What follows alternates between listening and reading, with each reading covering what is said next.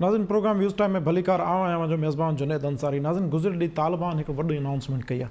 सभ खां पहिरियों उन्हनि चयो त 3 ॾींहंनि जे अंदरि असां हुकूमत जो ऐलान कंदासीं या हुकूमत जामे हुकूमत हूंदी जंहिंमें औरतुनि खे नुमाइंदगी ॾिनी वेंदी, पर हाणे उहा नुमाइंदगी कहिड़ी नोयत जी हूंदी, टॉप पोज़ीशन जी हूंदी या हेठीं सतह ते हूंदी, उहा हुननि अञा वाज़े न कयो। पर जेका सभ खां वॾी ॻाल्हि आहे जेका कल्ह हुननि कई आहे उहा इहा कई आहे त अफ़गानिस्तान जो जेको निज़ाम हूंदो, अफ़गानिस्तान में जेको सेटअप हूंदो, पॉलिटिकल सेटअप हूंदो, उहो ईरान जहिड़ो हूंदो ऐं उनजो सुप्रीम लीडर हैबतुल्ला अख़ुंज़ादा साहब हूंदा जेके तालिबान जा सरबराह। हाणे असां पंहिंजे पैनलिस्टनि खां सम्झणु चाहींदासीं जे असांजे पैनल में अॼु एक्स एम्बेसडर ऐं सीनियर तजिज़िया निगार ज़फ़रुल्ला शेख साहब, एक्स एम्बेसडर ऐं सीनियर तजिज़िया निगार जी.आर. बलोच साहब ऐं ब्रिगेडियर रिटायर्ड तारिक कादिर लाखिर साहब जंहिंजा डिफेंस ऐं स्ट्रेटेजिक एनालिसिस ते गहरी अख आहे। उन सां गॾो गॾु असांजा प्रोफेसर इनाम भट्टी हूंदा जेके हिस्ट्री जा बहितर शागिर्द आहिनि। असां सभिनी पैनलिस्टनि खां हिकु ॻाल्हि सम्झणु चाहींदासीं त ईरान जो निज़ाम ऐं हुन जी हुकूमती फॉर्मेशन आहे कहिड़ी, ऐं जेकॾहिं इहो फार्मूलो अप्लाए थिए थो अफ़गानिस्तान में, छा जेकर अफ़गानिस्तान जेको 40 सालनि खां घरू वेड़ जो ऐं फॉरेन इन्वेजन जो शिकार रहियो आहे, त अॼु जी अफ़गानिस्तान जी जंहिंजी 4 करोड़ आबादी आहे, जंहिंमें 3-4 मेजर एथनिक ग्रुप्स आहिनि, जेको स्ट्रेटेजिकली इम्पोर्टेंट लोकेशन ते वाक़िअ आहे, छा उन अफ़गानिस्तान में ईरान जहिड़ो निज़ाम कारगर साबित थींदो?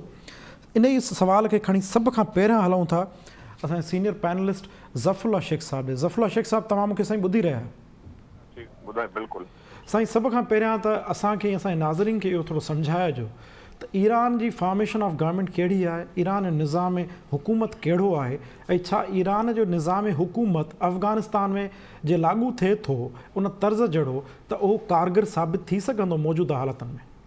बिस्मिल्लाह रहमान रहीम, महिरबानी। असां हाणे नटशेल में हिस्ट्री त हिन जी तमामु वॾी आहे ईरान जे पॉलिटिक्स जी, ऐं उन में जेको आहे तव्हांखे ख़बर हूंदी त 1979 में जॾहिं ईरानियन रेवोल्यूशन आयो ऐं शाह खे जॾहिं ख़तमु कयो वियो ऐं ख़ुमैनी अची वियो एक्ज़ाइल खां हुते ईरान में, त सॼो सिस्टम जेको गवर्नमेंट जो उहो चेंज थी वियो सॼो।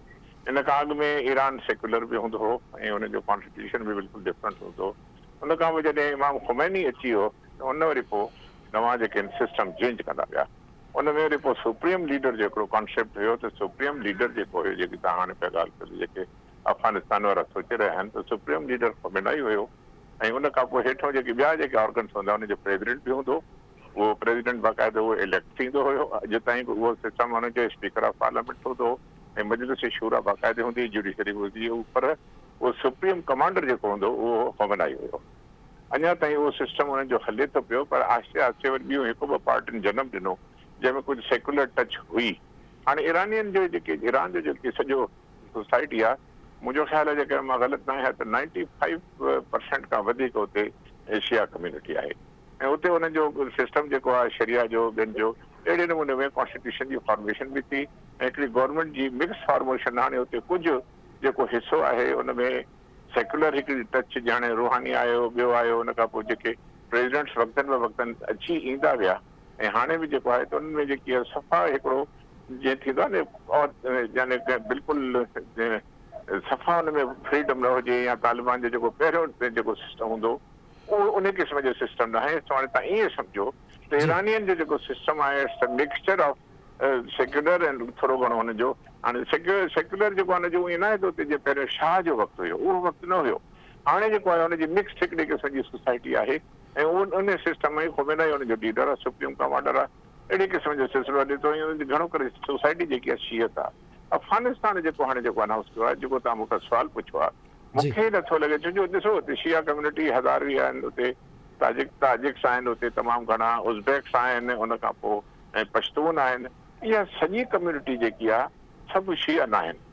मूंखे जेको लॻे थो त जेको तव्हां इन टोटो बिल्कुलु जेको हाणे फॉर्मूलो ईरान वारा जेके कनि था, जहिड़ो सिस्टम ईरान जो हाणे आहे, हालांकि हुनजी इलेक्शन प्रेसिडेंट जी थिए थी, हुन में स्पीकर बि इलेक्ट कंदा आहिनि, सभु कुझु कनि, पर पावर जेको आहे शेयर कंदो आहे। हाणे जुडिशरी जो सॼो जेको उनजे कॉन्स्टिट्यूशन में हिनजी जेकी पार्लियामेंट आहे, उन खां पोइ जुडिशरी आहे, ॿियो जेको एक्टिव ऑर्गन्स जी पावर शेयर कंदा आहिनि, हुनजो सुप्रीम कमांडर जेको आहे इन शॉर्ट ख़ुमैनी आहे। हाणे जेको अफ़गानिस्तान में आहे हुनजो हिकिड़ो थी सघे थो त हुनजो नालो ॿियो ॾियनि, अमीरुल मोमिनीन ॾियनि, या जेको बि आहे उहो कनि, मथियों उहो जेको हैबतुल्ला जो या ॿियो जेको बि नालो ईंदो, उन खां पोइ जेको हेठियों दड़ो हूंदो उहो हेठियों दड़ो बिल्कुलु ईरान जो मूंखे नथो लॻे जो हुजे, छो जो हुते सॼो शिया जो जेको आहे सिलसिलो हले थो पियो, पर अफ़गानिस्तान 100% शिया न आहे।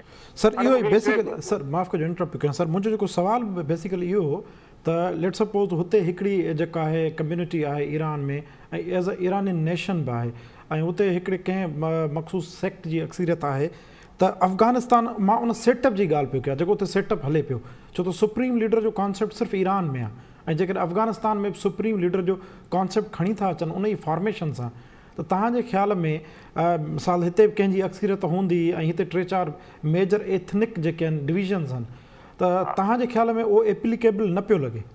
न पियो लॻे बिल्कुलु। मुंहिंजे ख़्याल में उहो बिल्कुलु डिटो ईरान वारो सिस्टम अफ़गानिस्तान में पॉसिबल न आहे।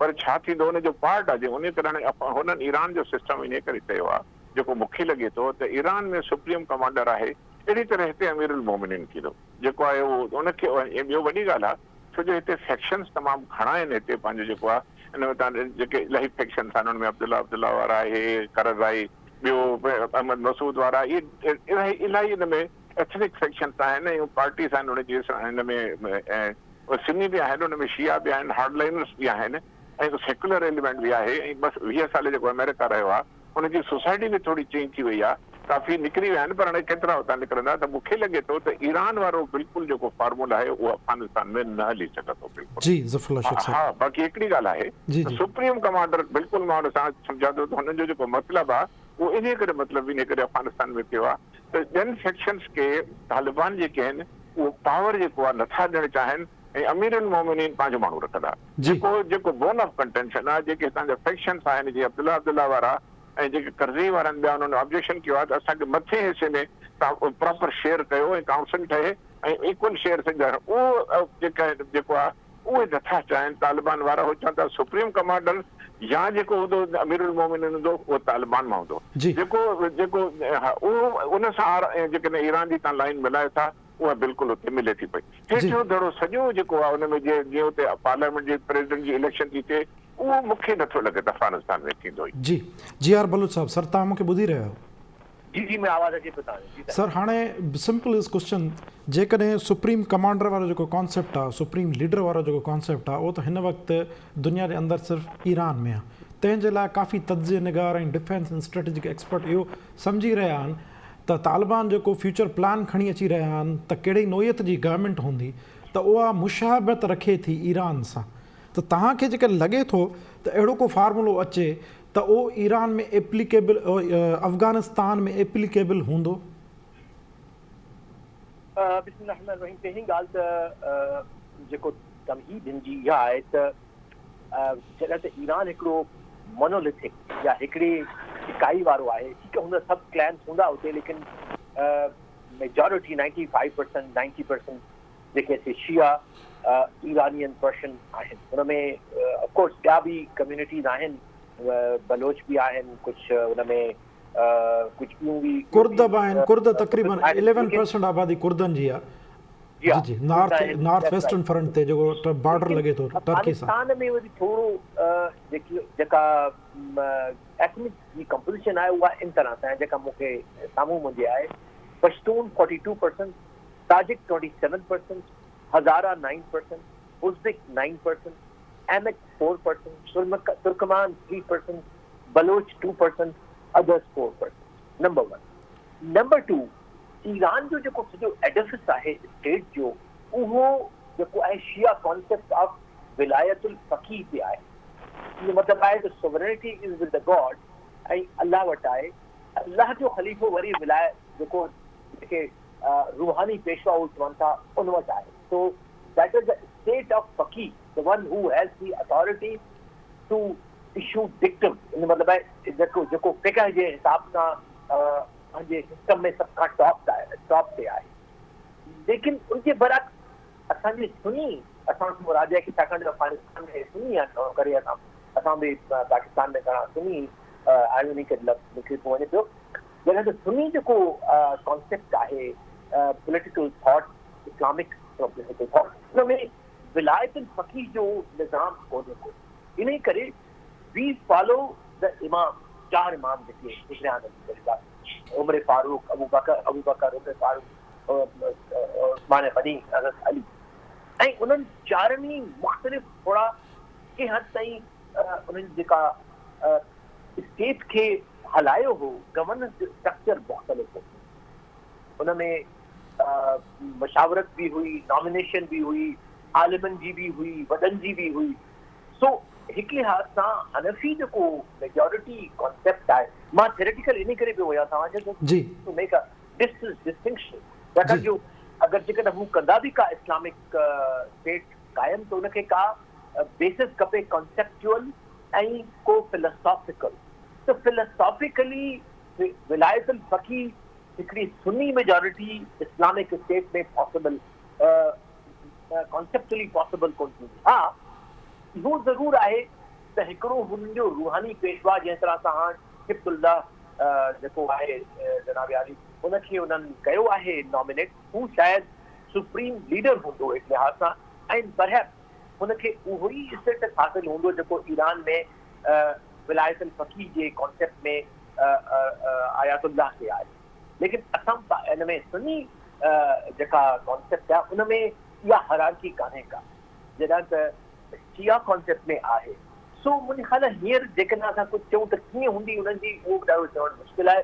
लेकिन जेको मूंखे लॻे इहो त, ऐं कल्ह खां वठी मुंहिंजो थॉट प्रोसेस इन ते ई आहे, मां पढ़ां पियो लिखां पियो, त I think to start with उहे ई जेके लीडर जिन्हनि इहो जेको इन जे जहाज़ जो ई जेको हिसो आहे गुज़िश्ता 10 सालनि जो या 20 सालनि जो न बल्कि 10 सालनि जो, उन में जेके फ्रंट लाइन ते आया आहिनि उहे उन्हनि ते हिकिड़ी मशावरती काउंसिल कॉन्स्टिट्यूट थींदी ऐं शायदि उन्हनि वटि concept of collective decision making हूंदो। जी नंबर 1 जी त मां इहो पियो ॾिसां त यस हिकिड़ी हैसियत ज़रूरु हूंदी हिब्तुल्लाह खे as a spiritual leader, as a रहनुमा, एज अ लीडर। लेकिन मूंखे मां ॾिसां पियो हिकिड़ी कलेक्टिव लीडरशिप, मां ॾिसां पियो हिकिड़ी मशावरती लीडरशिप, ऐं हिकिड़ो असां शायदि नओं मॉडल ऑफ इस्लामिक गवर्नेंस ॾिसूं। ख़बर न हले थो नथो हले उहा ॿी ॻाल्हि आहे, लेकिन आई विजुअलाइज़ त अफ़गानिस्तान में हिकिड़ो नयो experiment Islamic governance under Taliban अचण वारो आहे, जेको शायदि न ईरान सां मिले, न सो कॉल्ड असांजे इनलाइटेंड मॉडरेशन सां मिले। उहो पंहिंजो उन्हनि जो निज़ाम हूंदो जेको अधु ट्राइबल हूंदो, अधु इस्लामिक हूंदो, अधु एथनिक हूंदो, and that is what will work. जेकॾहिं हुननि को हिकिड़ो मोनोलिथिक कयो त पोइ कॉन्फ्लिक्ट वधींदा। लेकिन मुंहिंजो अंदाज़ो इहो आहे त तालिबान जेॾा प्रैग्मेटिक आहिनि, त मुंहिंजी नज़र में मूंखे लॻे थो त it will B A hybrid form of government, जंहिंमें तालिबान जी कॉन्सेप्ट इस्लामिक प्योरिटियन बि हूंदा जेके सिर्फ़ु प्योर इस्लाम चाहिनि था, ट्राइबल एल्डर्स बि हूंदा, ट्राइबल ट्रेडिशन्स बि हूंदियूं, ऐं पख्तून वाले is the biggest combining force in the region, especially in the Pathan belt of Pakistan as well as Afghanistan. ऐं उन्हनि जा रूल जेके सालनि खां सदियनि खां हलनि पिया, त मूंखे इहा ई उमेद आहे त जेकॾहिं उन्हनि पख्तून वाले खे पंहिंजो कॉन्सेप्ट बनाए, उन ते इस्लामिक जुरिस्प्रूडेंस, इस्लामिक डिस्पेंसेशन उनखे आंदो, त हिकिड़ो वाइबल हाइब्रिड सिस्टम शायदि इवॉल्व थिए अॻिते हली। लेकिन हींअर चवणु मुंहिंजे ख़्याल थोरो जल्दी हूंदो छा शक्ल हूंदी। जी जी मुंहिंजो सुवाल बिल्कुलु इन ई सेंस में हो जी आर साहिबु, जंहिंखे तव्हां ॾाढो कैटेगोरिकली ऐं तव्हां तज्जियाती अंदाज़ में पंहिंजी राय ॾिनी आहे त जेको सुप्रीम लीडर वारो कॉन्सेप्ट आहे उहो त हींअर ताईं सिर्फ़ु ईरान में आहे, तंहिंजे लाइ हुन सां हिकिड़ी मुशाहिबत अचे पई, जेको तव्हां खोले ॿुधायो तव्हांजे ख़्याल में। जीअं शेख साहिबु चयो त इहो एप्लीकेबल लॻे नथो अहिड़ी शयुनि में, छा जे करे हिकिड़ी वॾी एथनिक डिविजन्स आहिनि, उन खां अलावा सोशो इकोनॉमिक स्ट्रक्चर बि हिकिड़ो मुख़्तलिफ़ आहे, ट्राइबल ज़ाहिर इन्फ्लुएंस आहे, जीअं तव्हां बि हुनखे काफ़ी 3-4 सेगमेंट्स में विरायो आहे, जंहिंमें तव्हां ट्राइबल सोशल स्ट्रक्चर उन सां गॾोगॾु जेको आहे ज़ाहिर हिकिड़ो फ़िरक़नि जी बि पंहिंजो हिते रोल आहे। हलूं था इनाम भट्टी साहिबु। इनाम साहिबु तव्हां मूंखे ॿुधी रहिया आहियो? जी जी बिल्कुलु। इनाम साहिबु, जीअं असांजे इंतिहाई सीनियर तज्ज़िये निगारनि जेके ख़ुदि एक्स एम्बेसडर रहिया आहिनि, उन्हनि ॿिन्ही गहराई सां जीअं वाज़े कयो त इहा का मुशाहिबत कई पई वहे, त उहा मुशाहिबत त पंहिंजी जाइ ते सिर्फ़ु सुप्रीम लीडर जी सतह ताईं त थी सघे थी, जीअं जी आर साहिबु हुनखे ॾाढो कैटेगोरिकली ॿुधायो आहे, त हेठि जी आर साहिबु जो ख़्यालु आहे त हुनखे मुशावरती काउंसिल टाइप का नज़र हिकिड़ी हुकूमत अचे पई, जेको हिकिड़ो हाइब्रिड क़िस्म जो निज़ाम हूंदो जंहिंमें सभिनि खे गॾायो वेंदो। मुंहिंजो सुवालु तव्हां खां इहो आहे, जेकॾहिं अफ़गानिस्तान में हुकूमत फॉर्मेशन थिए थी, जंहिं इंक्लूसिव गवर्नमेंट जी ॻाल्हि थिए थी, त हाणे जेको इंक्लूसिव गवर्नमेंट ठहे थी त उहा इंक्लूसिव गवर्नमेंट सभु सुप्रीम लीडर तालिबान जे जेको सरबराह हैबतुल्ला अख़वंदज़ादा खे क़बूल कंदी? जुनैद, पहिरीं त असांखे इहो सम्झणु खपे त जेॾी महिल इहो इशारो मिले थो त अफ़गानिस्तान जी हुकूमत ईरान जे तिर्ज़ ते हूंदी, त इन मां मुराद इहा आहे त डेमोक्रेसी ऐं थियोक्रेसी खे मिलाए करे कंहिं तरीक़े जी का गवर्नमेंट ठाही वेंदी। हाणे तव्हांखे जेकॾहिं ईरान जो सिस्टम जेको आहे उन में ॿई शयूं एट अ टाइम मर्ज थियल आहिनि, जंहिंमें हिकिड़ो पासो जो इस्लामिक थियोक्रेसी आहे, पर फ़र्क़ु सिर्फ़ु जेको आहे सो इहो हूंदो त हिते हिन पासे उहो शिया जे बजाए सुनी फैक्ट हूंदो। ऐं ॿी शइ इहा ज़हन में रखणु घुरिजे त हीअ जेके तालिबान आहिनि, जेके माज़ी में मुल्ला उमर खे अमीरुल मोमिनीन जे तौर ते क़बूल करे हुक्मरानी बि कराए चुका आहिनि, त पोइ कहिड़ो इन में नामुमकिन थो लॻे जो इहे सभु जेके बि मज़हबी पेशवा हूंदा उहे गॾिजी करे पाण में इन ते आमादा थियनि त सुप्रीम लीडर जेको हूंदो स्टेट जो उहो मज़हबी पेशवा कहिड़े तरीक़े सां चूंडियो वेंदो। त आउं सम्झां थो त हीअ जेके बि मज़हबी गिरोह या खणी उन्हनि जा चइजे त क़बाइली बि गिरोह हूंदा, त उन्हनि जे अंदरि जेके मज़हबी लीडर हूंदा, इस्लामिक उन फ़िरके सां, पंहिंजे ख़ासि करे सुनी फ़िरके सां रिलेटेड उन्हनि जा जेके लीडर हूंदा, उन्हनि जे ई मार्फत उन्हनि जी उहा रिलीजियस साइड वारी जेका सुप्रीम कमांडर जी चूंड कई वेंदी। ॿियो जेको आहे उन में इहा शइ नज़र अचे थी त जॾहिं थियोक्रेसी ऐं डेमोक्रेसी जो मर्ज करे गवर्नमेंट फॉर्म कई वेंदी, त उन मां मुराद इहा आहे हिकिड़ो त वेस्ट खे ख़ुदि इहो ॾेखारण जे लाइ त असां वटि हिते डेमोक्रेटिक सिस्टम बि आहे। डेमोक्रेटिक मां मुराद इहा न हूंदी त हर ओपन पार्टीज़ ऐं ओपन जेको आहे सो वोट जे ज़रिए माण्हुनि खे अख़्तियार हूंदो त जंहिंखे वणे जंहिं पार्टी खे वणे वोट ॾियनि, पर उहो बि यकीनन तौर ते उन ई क़िस्म जो जहिड़ी तरह सां ईरान में हुननि शुरूआत कई त सिर्फ़ु पंहिंजे ई हिकिड़ी जमायत जे अंदरि माण्हुनि खे वोट ॾियण जो अख़्तियार अवाम खे ॾिनो वेंदो, त उहो इन तरीक़े जो ई हूंदो। हाणे इहा शइ सम्झण जहिड़ी आहे त जेकॾहिं अफ़गानिस्तान जे अंदरि इहे सभु मुख़्तलिफ़ जेके बि क़बाइल रहनि था उहे इन्हनि शयुनि ते गॾियल तौर ते कीअं हली सघंदा, त मूंखे ईअं थो लॻे हींअर जेका इहा शइ ओपन कई वई आहे त मां ईअं थो सम्झां त इहा शइ लॻे थो अॻु में ई एडवांस में कोई हिन जो बुकलेट तयारु बि थी चुको हूंदो। छाकाणि जेकॾहिं माज़ी में ॾिसूं त तुर्कीअ जे ख़िलाफ़ सऊदी जे हुकुमरानी जो क़याम आणणु, उन खां पोइ ख़ुदि ईरान जो इन तरह जी हुकुमरानी जो शाह ईरान खे हटाए करे उन जो क़याम में आणणु, कंहिं बि तरह सां नथो चई सघिजे त उन में वेस्ट ऐं अमेरिका जी का मुदाख़लत या इन्वॉल्वमेंट न हुई। जीअं माज़ी में हुई इन तरह सां हींअर बि नज़र अचे थी। ऐं उन सॼे जेको बुकलेट जो जेको फॉर्मेट हूंदो पोइ उहो आईंदह खणी करे उनखे केरु क़बूल न बि करे। ऐं जीअं अॼु जे दौर में ईरान ऐं अमेरिका ओपनली हिक ॿिए जा दुश्मन थी करे नज़र अचनि था, पोइ चाहे भले अफ़गानिस्तान सुभाणे इहा दावा कंदो रहे त जीअं ईरान मर्ग बि अमेरिका चवंदो आहे, ईअं अफ़गानिस्तान बि मर्ग बि कंहिंखे बि चवंदो रहे, पर अंदरूने खाना किथे न किथे उन्हनि जे फॉर्मेशन में, सेटअप में, स्ट्रक्चर में उन्हनि जे ई तरफ़ां उहा थियोक्रेटिक ऐं डेमोक्रेटिक गवर्नमेंट जे फॉर्मेशन जो स्ट्रक्चर उन्हनि खे ठाहे करे ॾिनो वेंदो। आउं सम्झां थो त हिन हालतुनि में अफ़गानिस्तान में मुमकिन बि इहो ई थी सघे थो, जेकॾहिं जेका किन वेस्ट जे मुल्कनि जे लाइ या इवन पाड़ेसरी मुल्कनि जे लाइ क़बूलियत जेकॾहिं का थी सघे थी त उहा इन ई तरह सां थी सघे थी, बजाए इन जे जो सिर्फ़ु वार लॉर्ड्स जे हथ में हिकिड़ो मुल्क हुजे ऐं उते अनानियत हुजे ऐं जंहिं बि वेढ़ाक ग्रुप खे पनाह खपे उहो अफ़गानिस्तान में हलियो वञे, ऐं जंहिं बि मुल्क सां उनखे दुश्मनी रखणी हुजे उन तरफ़ हू वरी पंहिंजी दुश्मनी बि हरू भरू जेको आहे सो पाड़ींदो अचे। त मुंहिंजे ख़्याल में इन तरीक़े सां जेका हुकुमरानी ठहंदी त उन्हनि जो ॿाहिरियों लुक पंहिंजो इस्लामिक बि हूंदो ऐं हीउ हिकिड़ो नओं तजुर्बो बि हूंदो। ऐं सम्झां थो इन तजुर्बे जी बि का पुठियां डिघी प्लैनिंग आहे, इन जी ज़रूरत छो आई आहे। ईंदड़ वक़्त में बादशाहतूं थी सघे थो अञा कमज़ोर थियनि, उन्हनि में बि तब्दीलियूं अचनि। मुंहिंजो इशारो बिलख़ुसूस सऊदिया ऐं इन अरब कंट्रीज़ जे उन्हनि बादशाहतुनि में उहे बि अॻिते हली करे थी सघे थो थियोक्रेसी ऐं डेमोक्रेसी जो को नओं हिकिड़ो उते फॉर्मेट ठहणु शुरू थिए। पर उन खां अॻु में शिया वर्सिस सुन्नी संदनी बॉर्डर ते हिकिड़ा मुल्क ॿ अहिड़ा वजूद में आंदा वेंदा जिन जो थियोक्रेटिक ऐं democratic form of structure government जो हूंदो, ऐं पोइ आस्ते आस्ते थी सघे थो त उन्हनि जो असरु ॿियनि मुल्कनि ते बि ईअं ई पवणु शुरू थिए जेके इस्लामी निज़ाम जा ख़्वाहिशमंद हुजनि था।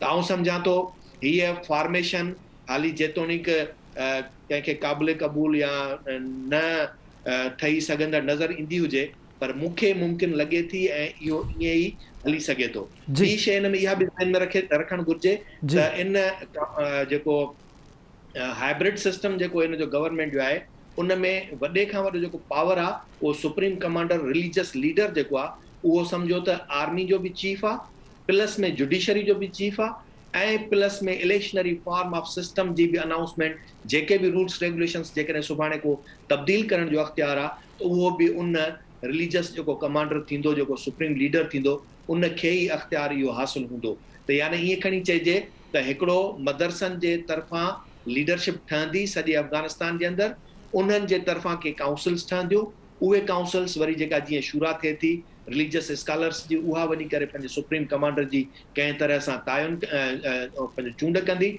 ऐं इहो बेऐन मुमकिन आहे त उन जो जेको फॉर्मेट हूंदो उन जे रिलीजियस स्कॉलर जे उन पंहिंजे मज़हबी हिसाब सां कद बुत ऐं लेवल जे नोयत सां तायुन उन जो कयो वेंदो। जी ईरान में आहे उन जो हिकिड़ो प्रोसेस आहे, हेठां खां वठी हलंदा आहिनि जेतिरे ताईं उहो आयतुल्लाह जे उन रुतबे ताईं पहुची सघे। त हिते बि इन क़िस्म जो को फॉर्मेट ई ठाहींदा जेको मूंखे नज़र अचे थो त ऐन मुमकिन आहे। जी जी, कोशिशि कयूं था ब्रिगेडियर तारिक क़ादिर लाखे साहब सां जीअं राब्तो थिए त उन्हनि खां उन्हनि जो तजियो वठूं, पर हलूं था ज़फ़रुल्लाह शेख साहब ॾे। ज़फ़रुल्लाह शेख साहब तव्हां मूंखे ॿुधी रहियो सर? जी साईं, बिल्कुलु। ज़फ़रुल्लाह शेख साहब, इनाम भट्टी साहब हिकिड़ी ॻाल्हि कई त हुननि खे जेको डेमोक्रेसी प्लस थियोक्रेसी सां ॻंढा पियल हिकिड़ी गवर्नमेंट नज़र अचे थी, त अहिड़ो हिकिड़ो मिक्सचर ठाहिनि जेको सभिनि खे क़ाबिल क़बूल हुजे ऐं उनजो हिकिड़ो नओं तजुर्बो दुनिया जे साम्हूं नज़र ईंदो। तव्हांजे ख़्याल में डेमोक्रेटिक ऐं थियोक्रेटिक रियासत छा हिन वक़्तु फॉर्मेट थी सघे थी अफ़गानिस्तान में, ऐं उहो जेकर थिए थी त उहो कामयाबु तजुर्बो हूंदो? ॾिसो, दुनिया जे रियासतुनि में जेको आहे हिकिड़ो डेमोक्रेटिक सिस्टम जेको आहे एग्ज़ैक्टली तव्हां जेकी डेमोक्रेसी डिफाइन जेकॾहिं कयूं असां त अमेरिका जी डेमोक्रेसी तव्हांखे डिफरेंट मिलंदी, ॿियनि मुल्कनि जी तव्हांखे डिफरेंट मिलंदी। असांजे वारे जो उन में वरी ऑफ शूट्स हिकिड़े क़िस्म जा पार्लियामेंट्री सिस्टम थियो, ॿियो थियो पावर जी शेयरिंग कीअं थी। हिकिड़ो त डेमोक्रेसी जो इहो सिस्टम आहे जेको मूंखे लॻे थो त अफ़गानिस्तान में इन डेमोक्रेसी जे मॉडल खे थोरो डिफाइन कंदा ऐं पंहिंजे पॉलिटिक्स में कीअं मर्ज था कनि, keeping in view the interest of all ethnics जो फलनि सदियुनि खां वठी जेके उते वॉर लॉर्ड्स आहिनि उन्हनि जो वॾो हथु रहियो आहे, रिसोर्सिस ते हथु रहियो आहे, कॉफी कल्टिवेशन ते हथु रहियो आहे, हिते वॾा माफिया इन्वॉल्व हुया, अमेरिकन्स हिते रहिया आहिनि, उन खां पोइ रशियन्स हिते हुया। त मां सम्झां थो त हिते जेके पाण में जॾहिं वॉर लॉर्ड्स वेहंदा, हिकिड़ो त हुनजो हिकिड़ो माइंड जेको ठहियलु आहे, छो जो हुननि जे पोयां कम्युनिटी आहे। मां नथो सम्झां त आसानी सां कुझु हिकिड़ो माण्हू डिसाइड कंदो। जेकॾहिं उहो एथनिक लीडर जेकॾहिं कंहिंजे ॿिए सिस्टम खे एक्सेप्ट कंदो त हुनजी जेकी फॉलोइंग हुई उहा उते ख़तमु थी वेंदी, जेकी कॾहिं हू ख़तमु न कंदा। नंबर 1। नंबर 2 जेको आहे ॿियो तालिबान जेको मां अर्ज़ु कयो त जेको आहे तालिबान, हाणे मां हुन फॉर्म ऑफ गवर्नमेंट में फ्यूचर जेको थो अचां, जेको साईं भट्टी साहिबु ॿुधायो, वॾो साहिबु जेको ज़िक्र कयो, उहो छा आहे त हू कॾहिं बि न चाहींदा त जेको आहे उहो हिकिड़े क़िस्म जो ईअं सम्झो त प्रेसिडेंशियल सिस्टम हूंदो, जीअं हिकिड़े असांजो प्रेसिडेंट सिस्टम हूंदो, उनखे सभु पावर्स हूंदा, कमांडर इन चीफ बि उहो हूंदो, ऐं सुप्रीम जेको हुन में हर शइ में उनजो अपर हैंड हूंदो, यानी उनखे जजनि खे बि हेठि मथे करे सघंदो, एग्ज़ेक्टिव पावर्स में उनजो। त उहो तालिबान कॾहिं पावर न छॾींदा। ऐं जीअं हैबतुल्ला आहे उनजो मशहूरु आहे उते, उहो उनखे हैबतुल्ला खे उहो सुप्रीम कमांडर ज़रूरु रखंदा, तॾहिं हू ईरान जो थोरो सिस्टम रखंदा। हिकिड़ो टुकड़ो उहो त डेफिनेटली ईंदो। हाणे तव्हां हेठि अचो, डिफेंस कंहिं वटि हूंदी ऐं फॉरेन अफेयर्स कंहिं वटि हूंदो, इंटीरियर कंहिं वटि हूंदो, इहे जेके मिनिस्ट्री आहिनि इन ते हिकु छेड़ो डिस्कशन हले थी पई, उन ते पाण में वेठा आहिनि सॼा जेके एथनिक लीडर्स में आहिनि। ऐं ख़ासि करके हिन में इन करे ईरान जो सिस्टम था कनि त उते हज़ारा जेके आहिनि, हज़ार बेसिकली शिया कम्युनिटी आहे, हज़ार वारा ईअं चाहिनि था जेकी परसेंटेज तव्हांखे ॿुधाई त सभ खां वॾी परसेंटेज जेकी 40-45% आहे उहा नॉन शियार जी आहे, उहा बेसिकली पश्तून कम्युनिटी जी आहे, ऐं उहा हनफी जी आहे। उन में जेके स्कूल आहिनि, पहिरियों खिलाफ़त में त असांजा कफ़ी हूंदा, पर खिलाफ़त में वॾो फिक़ह जे करे हुन में हनफी, मालिकी, शाफ़ी, हंबली, इहे 4 स्कूल ऑफ सुन्नी स्कूल था थॉट हुया। हाणे असां वटि जेको सिस्टम आहे, असां में जेको सिस्टम, असांजे सिस्टम में जॾहिं बि का इलेक्शन थींदी आहे त हुन में का बि परसेंटेज मुक़ररु न हूंदी आहे त शिया जी हीअ परसेंटेज आहे, हनफी जी हेतिरी आहे, मालिकी जी हेतिरी आहे, शाफ़ी जी हेतिरी आहे, हंबली जी हेतिरी आहे, उहो न आहे। असां वटि ओपन हिकिड़ो इस्लाम आहे, हुनजो आहे, ऐं उन में का बि अहिड़ो ऐं को बि अहिड़ो सिस्टम कोन्हे जंहिंमें असां उनखे डिस्क्रिमिनेट कयूं। इवन असांजा हिंदूस जेके उहे इलेक्शन लड़ी सघनि था, उन में जेके माइनॉरिटी वारा आहिनि क्रिश्चियन, उहे वठी सघनि था। त चवण जो मुंहिंजो मक़सदु इहो आहे त हाणे जेको अफ़गानिस्तान में मॉडल ईंदो, उनमें उहो तालिबान इहो पावर कॾहिं बि न चाहींदा।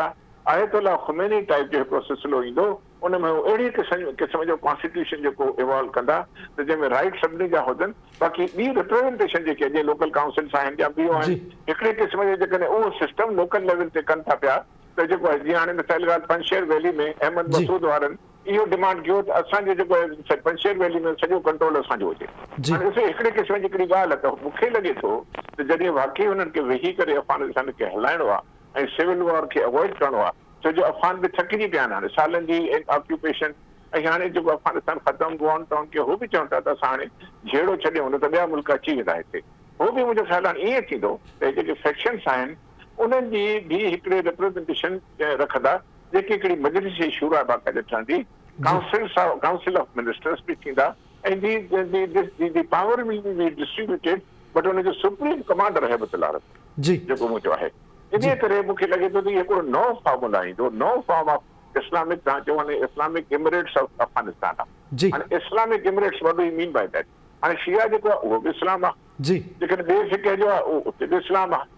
अहिड़ी तरह जेके हिते एथनिक कम्युनिटीज़ जेके बि आहिनि उते ताजिक्स आहिनि या उज़्बेक्स आहिनि या ॿिया आहिनि जेके बि डिवाइडेड आहिनि, उहे ॾाढी स्ट्रॉन्ग कम्युनिटीज़ आहिनि। उनजा लीडर्स जेके आहिनि उनजी वॾी पोज़ीशन आहे उते, उनखे बाक़ाइदी पोज़ीशन ॾियणी पवंदी, कैबिनेट में बि ॾियणी पवंदी, उते का काउंसिल ऑफ मिनिस्टर ठहंदी उहा बि ॾींदी, सुप्रीम कमांडर तालिबान जो रहंदो, उन ते कंप्रोमाइज़ कॾहिं बि न कंदा। फोर्सिस जेके आहिनि defence forces will be fully under the control of Haibatullah. G R Baloch साहब, सर तव्हां ॿुधी रहिया मूंखे सर? जी साईं, जी आवाज़ अचे सर इहो जेका डिबेट हींअर जंहिं रुख ॾियायो आहे उहा इहा आहे त democratic form of government, theocratic form of government. Bhatti साहिब जो चवणु आहे त हीउ हिकिड़ो मिक्सचर ठाहींदा जंहिंमें सभु हिक ॿिए खे अकोमोडेट करे सघनि। ऐं जेको ज़फ़रुल्ला शेख साहब पंहिंजो एक्सपर्ट ओपिनियन ॾिनो आहे उनजो बि इहो ख़्यालु आहे त काउंसिल ऑफ को मिनिस्टर्स ठही सघे थी ऐं मजलिस शूरा ठही सघे थी जंहिंमें हिक ॿिए खे अकोमोडेट कंदा, छाजे करे हिकिड़ो अंदरि वॾी हिकिड़ी डिवीज़न आहे, एथनिक ऐं ॿियो सेक्टर इन डिवीज़न आहे।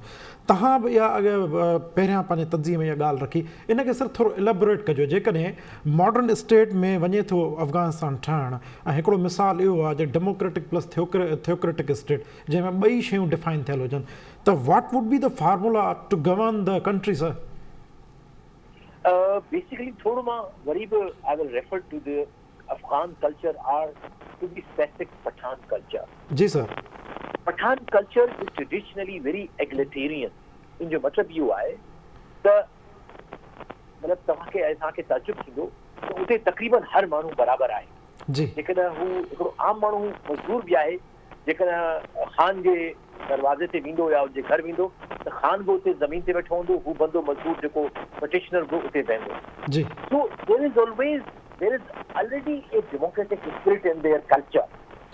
सो ऐं इनका उहा सर्टिफिकेशन कोन्हे, तो जीअं मुआशरे में सर्टिफिकेशन एॾी मज़बूत न हूंदी आहे त उन में मुंहिंजे ख़्याल में हिकिड़े कंसेंसस सां फंक्शन करणु, हिकिड़े म्यूचुअल अकोमोडेशन सां कमु करणु, इफ दे वांट टू, जॾहिं लड़ाई थिए थी उहा वॾी ॻाल्हि आहे, but when deciding to work I think it will be much easy. लेकिन democracy in the western concept of the notion, no, that is far of a dream. ऐं इहा ई ग़लती अमेरिकन कई, या ई ग़लती दुनिया कई, जंहिंजे करे 20 साल जंग हली, खर्चो थियो ऐं हज़ारे माण्हू पंहिंजी जानियूं विञायूं सभिनी तरफ़नि खां। लिहाज़ा हिन वक़्त बि even when we are thinking of new Afghanistan, ऐं जॾहिं दुनिया हुन में तवक़ुआत लॻाए थी, मुंहिंजो इहो ई रिकमेंडेशन हूंदो पाकिस्तान खे, पाकिस्तान जे ॿाहिरि ऑडियंस खे, ऐं जेके foreign government those who are looking at Afghanistan, for God sake don't compare, न कयो अफगानिस्तान खे वेस्टर्न डेमोक्रेसी सां। त भई डेमोक्रेसी हूंदी त तव्हां सां कंदासीं। It is a thousands of years of old culture, जंहिंजो पंहिंजो निज़ाम आहे हलण जो, उन्हनि जा पंहिंजा तरीक़ा आहिनि। इस्लाम अफगानिस्तान में एतिरो ई पुराणो आहे जेतिरो इस्लाम जी पंहिंजी उमिरि आहे। I think within 1 or 200 like in the first 2 or 3 decades of the dawn of Islam Central Asia खां थींदो अफगानिस्तान ताईं पहुची चुको हुयो। इस्लाम जी, इस्लामिक ट्रेडिशन जी, इस्लामिक थॉट जी, ऐं तव्हां सभिनी खे असांखे ख़बर आहे त जेतिरा बि सूफ़ियाए किराम पोइ बाद में आया ऐं जेको इस्लाम फैलियो पूरी दुनिया में, उहो सूफ़ियाए किराम सभु सेंट्रल एशिया खां अफगानिस्तान जे थ्रू असां वटि आया। लिहाज़ा असांजी notion of democracy as a western method of governance उनखे असांखे कंपेयर न करणु घुरिजे। Compare there is no comparison sir. बिल्कुलु सर, तव्हांजी पॉइंट अची वई। पंहिंजो जी.आर. बलोच साहिबु असांखे जॉइन कयो आहे ब्रिगेडियर तारिक क़ादिर लाखिर साहिबु। सर तारिक क़ादिर लाखिर साहिबु, तव्हां मूंखे ॿुधी रहिया सर?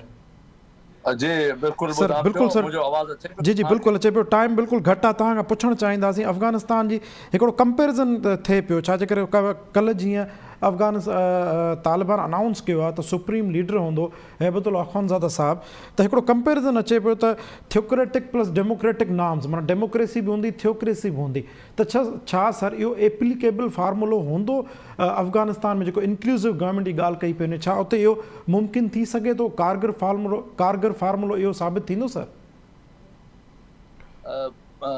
जुनेद, सभिनी खां पहिरियों त मां जेकॾहिं तव्हांखे थोरी हिकिड़ी करेक्शन कयां पियो, thank you very much inviting me, जी जी, पर तव्हांखे करेक्शन कयां त तव्हां इहो जेको मुला हैबतुल्ला आख़ुंज़ादा जो जेको अचणु आहे इनखे तव्हां थियोक्रेसी वारो मॉडल काॾों आंदो आहे, इहो तव्हांखे कंहिं ॿुधायो आहे? छो जो जेको मुला समीउल्लाह अरबगानी जेको अनाउंसमेंट कयो हो त उन चयो त असां सिस्टम आणींदासीं ऐं उहो ईरान जे तर्ज़ जो हूंदो, पर ईरान में कॾहिं थियोक्रेसी त कोन्हे का। उते तो यूनिटरी फॉर्म ऑफ गवर्नमेंट आहे जंहिंमें सुप्रीम लीडर आहे, उनजे मजलिस ख़्वारगान आहे, उन खां अलावा उनजो मजलिस शूरा इलेक्शन थिए थी, वरी एग्ज़ीक्यूटिव में प्रेसिडेंट जी इलेक्शन थिए थी ऐं 290 उन्हनि जा मेंबर्स इलेक्शन में अचनि था। So it is not theocracy. Theocracy तो हुयो उन ज़माने में जॾहिं क्रिश्चियंस जो चर्च जो कंट्रोल हूंदो ऐं 100% हर शइ में मौलवी वेठा हूंदा हुआ ऐं उनखे उहो कंट्रोल कंदा हुआ। हिते उलमा जो रोल ज़रूरु हूंदो। थोड़ी हिन में कत कलामी मां पंहिंजे सवाल खे वाज़े करे वठां, छाजे करे मुंहिंजो चवणो सर डेमोक्रेसी प्लस थियोक्रेसी, माना डेमोक्रेटिक नॉर्म्स हूंदा, थियोक्रेसी उनखे सपोर्ट कंदी। जी सर। जुनेद, डेमोक्रेसी इज़ हिकिड़ो इहा इंजन आहे जंहिं तरीक़े सां तव्हां इलेक्शन वग़ैरह जो प्रोसेस हलाईंदा हो, पर जेको फॉर्म ऑफ गवर्नमेंट स्टेट खे हलाइण जो उहे 3-4 फॉर्म आहिनि। थियोक्रेसी जो आहे मौलवियुनि जो या पोप जो या पादरनि जो, ॿियो पार्लियामेंट्री आहे, टियों यूनिटरी आहे, चौथों मतिलबु Republic system Islamic Republic system आहे, ऐं पंजों जेको ॿियो सिस्टम हूंदो आहे उन में उहो प्रेसिडेंशियल फॉर्म ऑफ गवर्नमेंट हूंदो आहे। सो हे ईरान में यूनिटरी फॉर्म ऑफ गवर्नमेंट आहे ऐं उन में सुप्रीम काउंसिल सुप्रीम जो जेको लीडर आहे उनजी सुप्रीम काउंसिल आहे, मजलिस शूरा आहे, उहो हिकिड़ो एलिमेंट मजलिस जो आहे उन में न आहे, उहा प्रेसिडेंट वटि हूंदी आहे। पर ॿियो जेको प्रेसिडेंशियल एग्ज़ीक्यूटिव जो जेको कमु आहे उहो प्रेसिडेंशियल 4 साल जो उनखे इलेक्शन में पॉपुलर सफरेज जे मुताबिक़ इलेक्शन में ईंदो आहे ऐं उन खां पार्टियुनि खे इजाज़त हूंदी आहे त उन में विढ़नि इलेक्शन में अची सघनि, पर उन में सिर्फ़ु हिकिड़ो इहो आहे त पार्टीज़ खे इहा इजाज़त न हूंदी आहे त जेकॾहिं हो अचनि था पावर में अचनि बि था त हो जेको बेसिक फॉर्म ऑफ गवर्नमेंट आहे यूनिटरी फॉर्म ऑफ गवर्नमेंट उनखे हो चैलेंज करे सघनि या उनखे। सो मुंहिंजे ख़्याल में ईरान वारो जेको फॉर्मूला उहो यूनिटरी सिस्टम आहे, उन में डेमोक्रेसी हिकिड़े पासे आहे ऐं जेको क्लरिकल या जेको उलमा जो रोल आहे उहो हिकिड़ो आहे, पर उहो उलमा जो रोल बि थियोक्रेसी वारो नाहे त हो बिल्कुलु हर शइ खे आउटराइटली रिजेक्ट करे सघनि था या उनखे कैंसिल करे सघनि था। नो, इट इज़ हिते जेको चीफ जस्टिस हूंदो आहे ईरान में उहो बि एग्ज़ैक्टली मुजतहिद हूंदो आहे। मुजतहिद माना आलिमनि जो आलिम हूंदो आहे। जॾहिं उन क्वालिफिकेशन ते पहुचंदो आहे पोइ उन्हनि जे पैनल मां सिलेक्ट थी उहो चीफ जस्टिस हूंदो आहे। ईअं न हूंदो आहे त जेकॾहिं इनखे हैबतुल्ला आख़ुंज़ादा खे हिकिड़ो को माण्हू वणे थो त उनखे रखी छॾे। नो, it doesn't happen. So overall जेको पठान कल्चर, तालिबान कल्चर ऐं इस्लामिक कल्चर खे ॾिसी करे हे जेको सुन्नी सिस्टम हूंदो प्रीडोमिनेंटली सुन्नी हूंदो, पर हुन में एतिरी एब्जॉर्प्शन ऐं हुन में एक्सेप्टेंस हूंदी जो हो शियन खे, हज़ारा खे, ताजिक्स खे ऐं ॿिया नॉन शियाज़ खे, हिंदू बि आहिनि, सिख बि आहिनि, सभिनी खे एब्जॉर्ब करे आणींदा पंहिंजो गवर्नेंस जे अंदरि। सो इन में का अहिड़ी शइ कोन्हे जेकी असांखे ड्रेजारे या असां कंहिंखे बि ड्रेजारे कंहिंखे डपु थिए त हिकु नई शइ आणींदा ऐं उते बम फाटंदो। ईअं न थींदो, हिकिड़ो सुठो सिस्टम हलंदो मुंहिंजे पंहिंजे ख़्याल मुताबिक़। जी वॾी महिरबानी ब्रिगेडियर तारिक आदिल आख़िर साहब तव्हां तफ़सीली राय ॾिनी। इनाम भट्टी साहब खां राय रहिजी वई, छा टाइम जी बिल्कुलु खोट आहे। ज़फ़रुल्ला शेख साहब ऐं JR बलोच साहब तव्हांजी वॾी महिरबानी, तव्हां पंहिंजी तफ़सीली राय खां आगाह कयो। नाज़रीन, प्रोग्राम टाइम पंहिंजी पुॼाणी ते पहुची रहियो आहे। पंहिंजे मेज़बान जुनेद अंसारी खे ॾींदा इजाज़त। सदाईं गॾु।